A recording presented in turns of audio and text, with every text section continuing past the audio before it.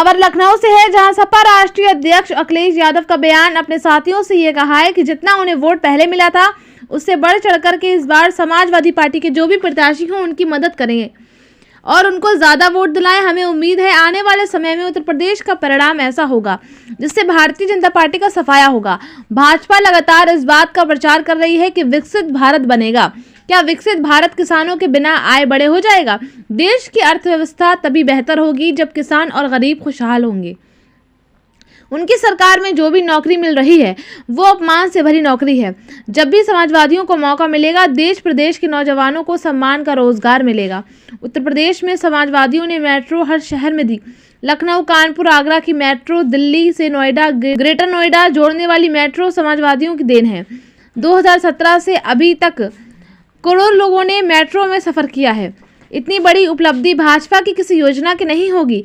NCRB के अगर हम आंकड़े देखें तो उत्तर प्रदेश में सबसे ज्यादा असुरक्षित महिलाएं हैं। एनसीआरबी के अगर हम आंकड़े देखें तो उत्तर प्रदेश में सबसे ज्यादा असुरक्षित महिलाएं हैं। जब से भाजपा की सरकार दिल्ली में आई है 1 लाख किसानों ने आत्महत्या करी है। आंकड़ों में उत्तर प्रदेश कस्टोडियल डेथ में सबसे आगे बढ़ता हुआ नजर आ रहा है। आइए देखते हैं ये रिपोर्ट अभिषेक दुबे के साथ। अपना सुझाव भी देके जा रहे हैं और हमें उम्मीद है कि आने वाले समय में उत्तर प्रदेश का परिणाम दूसरा होगा। परिणाम ऐसा होगा कि जिसमें भारतीय जनता पार्टी का उत्तर प्रदेश से सफाया होगा।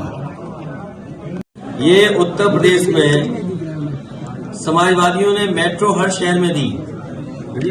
लखनऊ की मेट्रो समाजवादियों की देन है, कानपुर की मेट्रो समाजवादियों की देन है, आगरा की मेट्रो समाजवादियों की देन है, दिल्ली से नोएडा जोड़ने वाली मेट्रो समाजवादियों की देन है, नोएडा से ग्रेटर नोएडा जोड़ने के लिए समाजवादियों की देन है। और हमें खुशी है इस बात की, आज मैं एक अखबार का कॉलम पढ़ रहा था जिसमें ये आंकड़े बताए गए हैं कि 2017 के बाद और अभी तक 8.4 करोड़ लोगों ने मेट्रो में सफर किया है।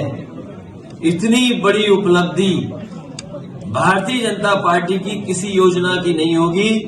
जो लखनऊ में समाजवादी पार्टी की सरकार में बनी थी मेट्रो, उसकी उपलब्धि दिखाई दे रही है।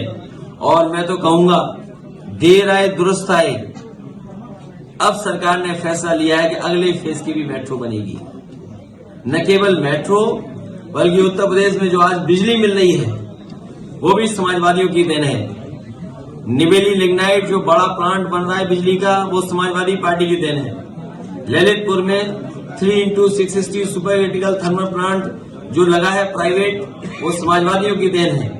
कानपुर में पनकी में जो 1x660 super critical thermal plant लगने जा रहा है वो समाजवादियों की देन है। एटा में 3x660 super critical thermal plant जो लगने जा रहा है और लग गए होते ये कारखाने, अगर बीजेपी ने ध्यान दिया होता तो उत्तर प्रदेश को 24 घंटे और सस्ती बिजली उपलब्ध हो गई होती।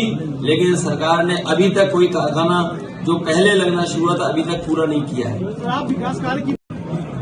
भारतीय जनता पार्टी लगातार इस बात का प्रचार कर रही है कि विकसित भारत बनेगा। क्या विकसित भारत किसानों की बिना आय बढ़े हो जाएगा? हमारे देश की अर्थव्यवस्था तभी बेहतर होगी जब हमारा किसान और गरीब खुशहाल होगा। बीजेपी के लोगों ने कहा कि किसान की आय दोगुनी करेंगे, लेकिन आज दिल्ली के 10 साल पूरे हो गए और उत्तर प्रदेश की सरकार के लगभग 7 साल पूरे हो जाएंगे, लेकिन किसान की आय दोगुनी नहीं हुई। नौजवान बड़े पैमाने पे बेरोजगार हुआ है, उसकी नौकरी छीनी गई है।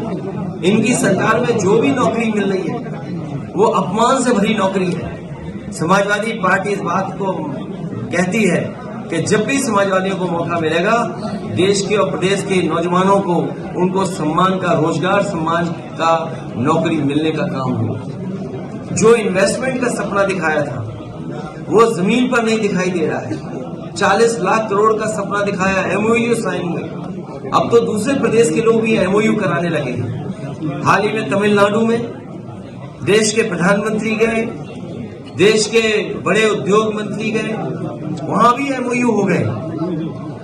अब सोचने की बात यह कि क्या उत्तर प्रदेश में जो एमओयू किए थे वो जमीन पे आ रहे हैं? और जिन इंडस्ट्रियल पॉलिसी के तहत इन्होंने इन्वेस्टमेंट मांगने के काम किया था। क्या उन इंडस्ट्रियल पॉलिसी के तहत योजनाएं जमीन पर पहुंची हैं? क्या उनको इंसेंटिव दिए गए हैं? जब बजट में इंसेंटिव का पैसा नहीं था या इंसेंटिव के लिए कोई बजट नहीं था, तो फिर इन्वेस्टमेंट क्या आया है? कानून व्यवस्था पूरी ध्वस्त हो चुकी है और उत्तर प्रदेश ने ऐसी लूट कभी नहीं देखी होगी। हर स्तर पर लूट है, चाहे वो थाने हो, चाहे वो तहसील हो या कोई विकास कार्य हो रहा हो। इतनी लूट उत्तर प्रदेश ने कभी नहीं देखी जो भारतीय जनता पार्टी की सरकार में हो रही है। इतना भेदभाव, इतना अपमानित करने का माहौल, कोई सुनवाई किसी की नहीं है। इसलिए आने वाले समय में ये हम सब लोग मिलकर के भारतीय जनता पार्टी को सबक सिखाने का काम करें।